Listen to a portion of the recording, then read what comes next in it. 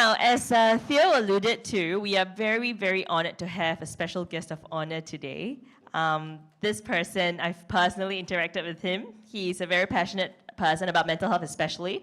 He walks the talk. Fun fact, you could have caught him on the photograph earlier. He and a group of grassroots leaders at the Queenstown constituency very recently, got certified by Intellect to be mental health first aiders as well.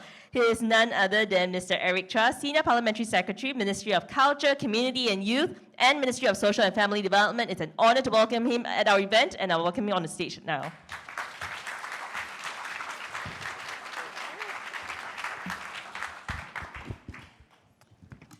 First of all, I must apologize to everybody. Number one, for bucking the trend. I'm not going to do this tech talk style. Number two, for having to bear with my croaky voice. I woke up this morning, I was like, ribbit. I a little bit under the weather. But I'll stick around for a little while for networking later. Well, first of all, I just want to say a big thank you to Theo and team for having me here at this year's Mental Health Festival.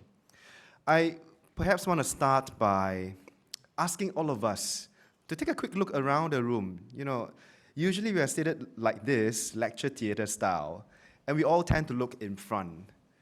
But it reminds me of, a tip that I got, a parenting tip actually. So let me go off in a tangent at the start of my speech. So Prasad mentioned, do something that you're doing for the first time. This is the first time in a very long time that I'm starting my speech by going off tangent.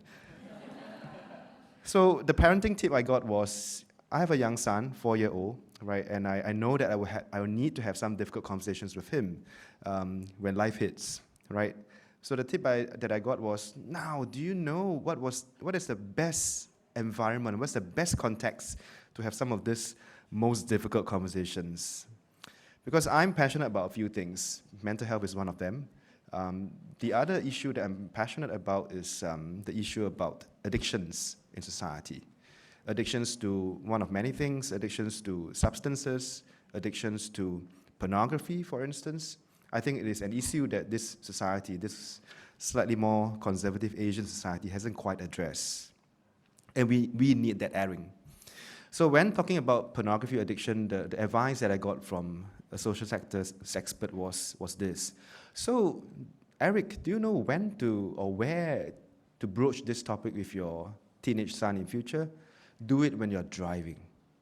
I was like, okay, do it when you're driving. Why? Because when you're driving, both of you are looking to the front, so there's no eye contact. So you can talk about all the awkward stuff you want to talk about.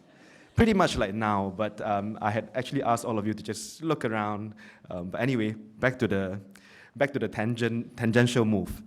And, if things get really awkward, you can just switch on the stereo and listen to your favorite radio station. I thought that was very good advice. And I really appreciated the fact that Theo and Prasad started off this morning with very personal, very candid, and very frank sharing of their own experiences. Well, this morning, I came to this event with a gloom hanging over my head. Theo has mentioned this statistic earlier. But the reason why I asked you to look around the hall is to try to see, well, how many amongst us are actually young people, 35 years and below. Well, at least that's how things are defined. The youth is defined in Singapore. I'm not sure how to read the laughter, but if there's a young person who is seated beside you, there's a good chance that there's a 1 in 3 chance that this person is suffering from very poor mental health. So says the IMH, and I believe what the IMH says. So this particular statistic had given me sleepless nights for the past week, since last Friday, when this statistic was first shared. But as with all things, there are two different sides to the coin, which is why today I take a lot of heart in seeing the big, diverse group of individuals representing the organizations and companies that you come from, gathered here to really talk about mental health. And I want to thank Theo and team for bringing everyone together to share insights as well as to share best practices. Now, Prime Minister Lawrence Wong has mentioned that mental health is one of his key priorities for this government, which is why we have been taking steps to address the issue of mental health in Singapore. The Interagency Task Force on Mental Health and Wellbeing was established in 2021. The work of the task force culminated in a national mental health and wellbeing strategy, which detail the various efforts that we can undertake as a society so that we can collectively improve the state of mental health here in Singapore. Now, have no doubt, we all have a part to play to address mental health-related issues, and that includes companies and employers. For many of us, we spend a good part of our life in the workplace, but unfortunately, our place of work is often also a place of stress. For example, having to adapt to technological changes, working across different time zones and cultures, balancing personal and professional roles, very clearly demonstrated on stage earlier when Prasad says that he has to prioritize for that. And I really applaud him for choosing to prioritize his family and loved ones over other commitments at this particular point in time. Now, technology, for instance, flexible work arrangements, for instance, these have supposedly given us freedom away from laborious, repetitive, and monotonous work, but it has also blurred the lines. Well, that's an unintended consequence, but it has also blurred the lines between our personal as well as professional life.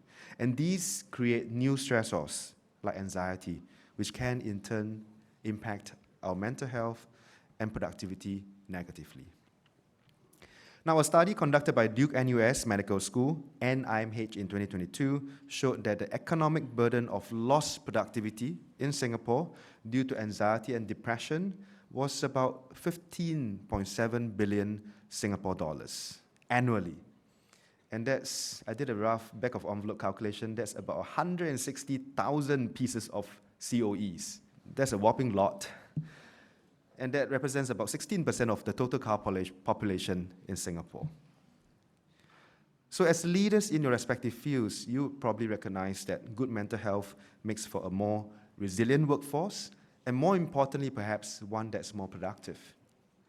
Thus, the imperative for us to create a safe, supportive environment where employees feel empowered to address their mental health challenges cannot be overstated. The theme of today's festival, Expanding Horizons, is a crucial one as we work towards reducing stigma and strengthening support for mental health in workplaces. Prasad earlier shared about how HR leaders can drive effective well-being initiatives within the workplace. I'll share 3 ways in which we can reshape workplace culture and practices. First, we want to improve peer support and mental health literacy. Based on the National Population Health Survey in 2023, last year, 78% of Singaporeans aged 18 to 74 years indicated that they were willing to seek support informally from their networks if they were unable to cope with stress. Now, this is higher than the proportion of residents who said they were willing to seek help from healthcare professionals, and that percentage is 62%. This means that having a strong peer support network at the workplace is absolutely critical. As employers, you can equip yourselves and employees with necessary skills and knowledge to better address mental health needs at the workplace. The Health Promotion Board provides mental wellness programs aimed at building these skills and knowledge, and these programs include training for managers, HR personnel, employees to help them better support staff and peers at work. And the training workshops also emphasize the importance of self-care to prevent burnout. Again, another point that Prasad and in many ways Theo has mentioned in their presentations earlier. There are also other training courses offered by community partners. You are now well aware that Intellect offers mental health first aid training. And you're also now well aware that earlier this month, my grassroots leaders and I had a good opportunity to undergo the training. And such courses can equip participants with critical skills to recognize signs of mental health challenges and to offer initial support to those who may be struggling. Second, we want to leverage technology to build more supportive workplaces. Now, tech is often blamed for hurting one's mental health as being constantly connected and loaded with information can often lead to anxiety, stress, and insecurity. But tech can also be part of the solution to help rather than to harm. For instance, the iWork Health online tool. With that, employees can assess their own state of well-being and identify the unique workplace stressors. With the tool, employers can also receive anonymized company and department aggregated reports to help them understand stressors faced at the workplace. And if they need ideas on how to address these issues, there are recommended interventions available on iWork Health's website. Third, we want to create more inclusive workplaces to support employees with mental health conditions. We can help employees with mental health conditions be more engaged and feel more confident in the workplace. This will ease their recovery and improve the quality of life. And at the same time, your commitment to support individuals with mental health conditions can help build a culture of care, compassion, camaraderie, which in turn improves morale and productivity.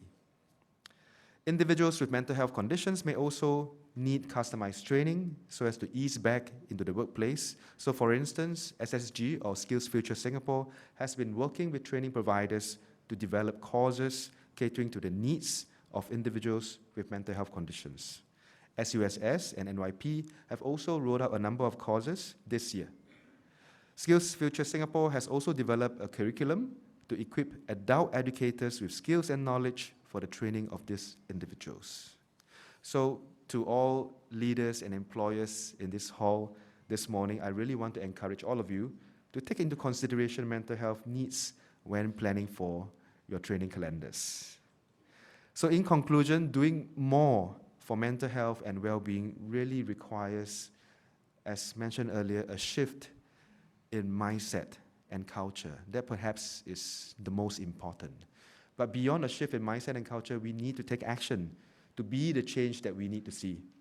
Both employers and employees have much to gain from a stronger support system and a stronger well-being, culture of well-being, caring for one another at the workplace. A supportive and an inclusive work environment would not only build a more resilient and productive workforce, but also a happier one. And this is a win-win for both employers and employees. Now, at the close of my speech, I will do what I do most of the time, 95% of the time, that's to go off tangent. I think, I've talked a lot about what we have made available through the government, through government-mediated means, so on and so forth. We have talked about mental health in different contexts.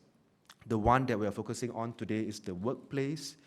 But at the end of it all, caring for our mental health collectively is just as simple as us being humane to ourselves, us being humane to the fellow person next to us. It's just about us being fellow human beings in this journey in life. Because in life, it's never a bed of roses. There will be rocks and there will be bumps along the way. But what do we do when our fellow men and women in this journey hits one of those roadblocks in life? What do we do as a people? What do we do as a village? I think that's really what our concerns and our action for mental health is calling us to do. To take action, to have a care for those around us as fellow human beings, as fellow Singaporeans.